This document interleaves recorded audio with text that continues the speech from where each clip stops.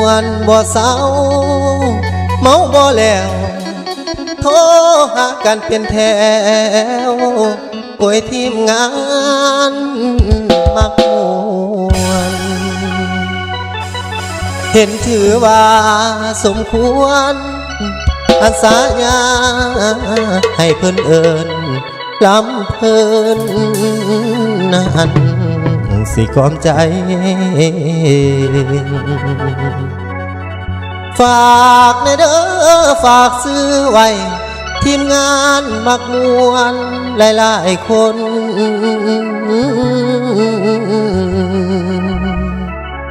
รวยหรือจนบ่สำคัญให้หากันก็พอแล้วให้หากัน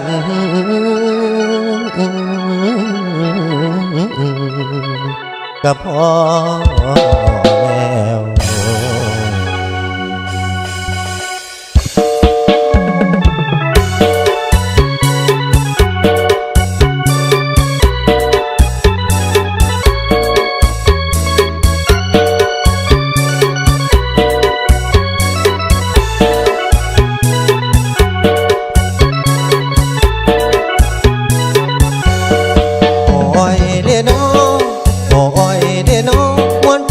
ทีมงานเฮาน้อมีกินมีเซินเสียงลำเพลินเสียงลำเพลินดังมาให้ฟอนและโยยอดอ่อนแอวทักอีกแล้วมีมวนมีกินจากของบินของเมาหมู่เฮาเอามาไว้น้ำใจนั่นใหญ่อีหลีทีมงานเฮานี้บ่มีไผสับแต่เศร้ากินจนฮอดคำแต่เศร้ากินจนฮอดคำบางคนเมียโทรนำให้ซื้อคำเกลือหมูบอกให้หูแล้วเบิดหูของเฮาบ้านอยู่นะกะเดาซื้อสั่งให้แก่น้องสู่บ่ถอยมีเมามีฟอดสั่งให้ไล่ได้น้องจำไว้ที่หนึ่งว่าที่หนึ่งรอมาเหิงสั่งให้ลิดผู้โกไว้โซล่างหอดมันออกจากหันต่อสั่งให้แสงย้ำมือแรงหลังเมื่อหอดบ่เหลือเฮาจอยไปบ่อยกับเมื่อนอนขอสั่งให้แสงเฮาน้อเมาแล้วเมื่อก่อนสั่งให้ปอนสั่งให้อ่างผู้นั้นพันธงแพ้แน่นอนอยู่จนขอนหอดไก่ขันโคกเลี้ยวบ่หก7 โมงจะคอยโง่ขึ้นบ้านมีหวานอยากให้มีคนขอเอิญสมรมและทีมงานมักมวนสหายสีผู้ให้สำนวนอาจารย์สีผู้ให้สำนวนเป็นคนแต่งล้วนคนห้องสุริยาวัดลูกป่าเทวดาอยู่ทรงยาสิหลงซื้อทีมงานพวกนี้ให้ดีขึ้นกว่าเดิมคนเขาเพิ่มซื้อว่าสังหายเขาคนเยาสูงเอิ้นลูกกันยังได้ว่าจากใจทีมงานเฮานี่สิฮักกันอีหลีจนเฒ่าจนแก่เบิดพ่อแม่ขอให้ฮอดลูกเต่าก็กินข้าวหัวพาบอกลูกป้ายาสิดาอย่าเมาบอกลูกป้ายาสิดาอย่าเมาทีมงานเฮาสั่งกินสั่งลิ้นบ่มีเลย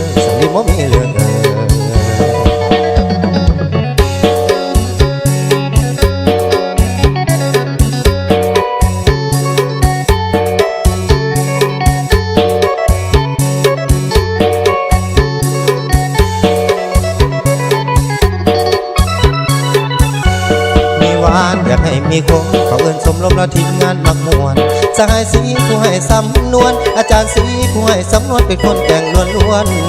คนห้องสุริยา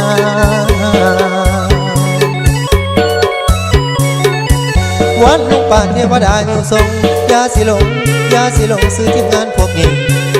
ให้ดีขึ้นกว่าเดิมคนเขาเพิ่มซื้อว่าสังหายข่าวคนเยาสูงเอิญลูกก็ยังได้บอกจากใจถึงนั้นเฮานี่สิฮักกันอีหลีจนเฒ่าจนแก่เปิดพ่อแม่ขอให้ฮอดลูกเต่าก็กินข้าวหัวพาบอกลูกป้ายาสิดาอย่าเมาบอกลูกป้ายาสิดาอย่าเมาทีมงานเฮาสั่งกินสั่งลิ้นบ่มีเลย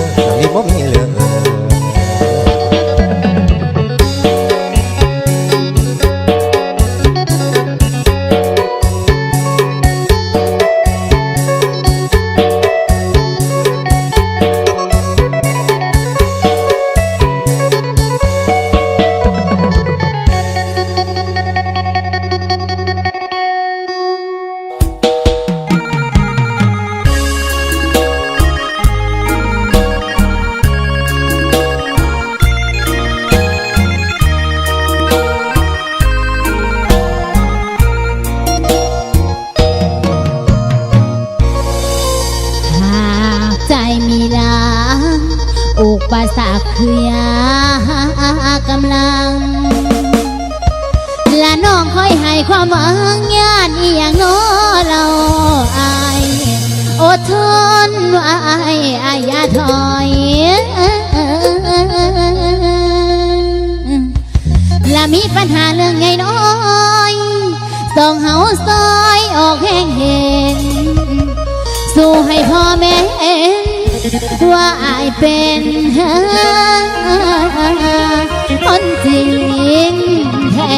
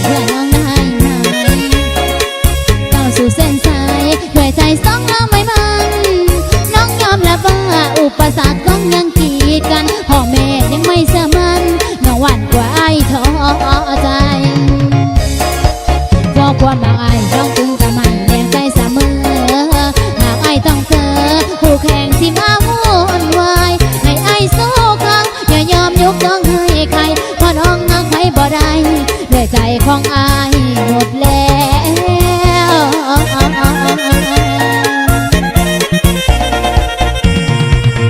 หัวใจแปรว่าย้ำได้พังคำอายบ่ใส่หัวใจแปรว่าย้ำได้พังคำอายบ่ใส่มาบ่ไหวอายสู้เอาบ่ได้สิยอมแพ้ยก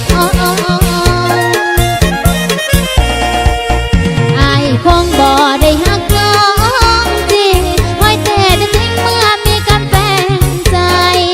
ถ้ามีคู่แข่งบนจะถอยลาไปแม่พ่อน้องบนก็บอกจะถอยลาไปหากน้องหักให้จริงใจอยากให้อายทรนงยืนยงให้ผู้แข่งเลิกลางมีมานะจนพ่อแม่น้องตกลงมีกำแพงลังทำใจทลายลงทำใจมั่นคงด้วยรักสองเราสอง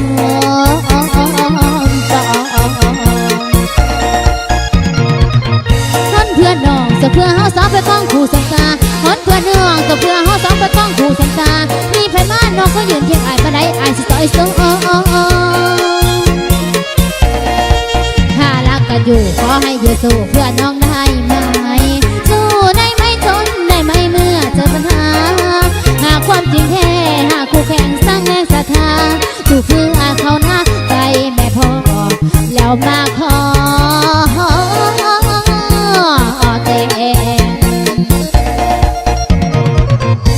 เอาแห้งหักเป็นแนวตั้งเอาแห้งละหักเป็นแนวตั้งเอาหัวมังเอาหลังคุ้มเมืองรวมพลังสองคนสายุงยืนสู้หักตัวน้องไออย่ายอมเพื่อตัวน้องให้ได้ไออย่ายืนสู้เพื่อน้องให้ได้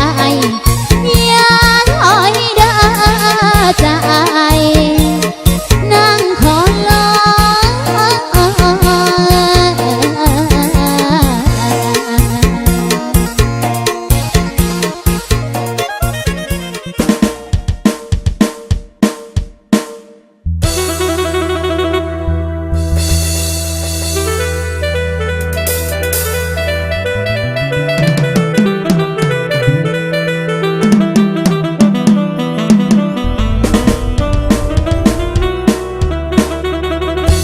เห็นเมียเขาคืองามแท้อายนี่ได้แต่แล้วคืองามแท้เดอุ่นเบิ่งแก้มขาวจุนพูนคือสมบูรณ์แท้ลาผัวน้องก่อนเอียงบาดว่าเมียอายตีเป็นตาสังกะโดแนมหน้าทอนไปขึ้น ว้าวกะเข้มมวยคือเบื่อเมียตัวเองเด้คอยเบื่อเมียเจ้าของเด้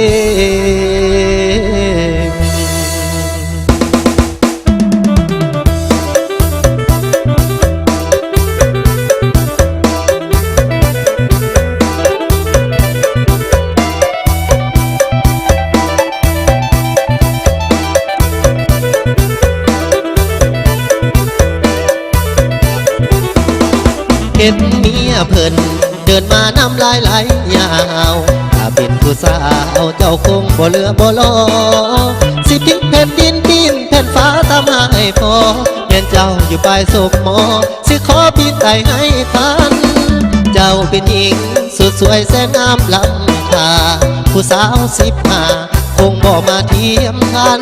พอยิ้มบาดใจใส่ไหลแต่นอนุ่งขาดบ่เหมือนเพื่อนผู้อยู่บ้านต่างกันปานฟ้ากับดิน